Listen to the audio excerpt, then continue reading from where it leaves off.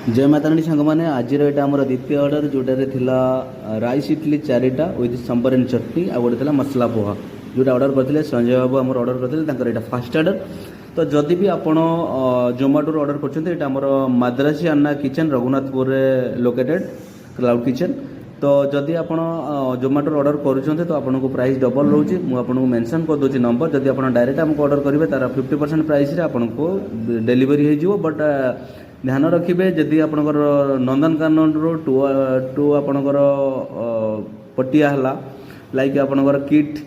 And आप Infocity तक आम डेलीवरी दे पारू ताठू अधिक आमको भी तकलीफ हो जब बल्क अर्डर रोचे देन आम आपको डेलीवरी निश्चित देदेबू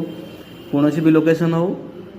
तो वीडियो बनी रुहतु आपणकर एमती भल पाइबा आम सहित थाऊ आपण को भल पाइबापी आमको अशेष अशेष अशेष धन्यवाद आपण मानक बहुत खुशी लगे जिते आप एत सारा भल पाइबा दिखती रही पुणी देखा गोटे नुआ वीडियो।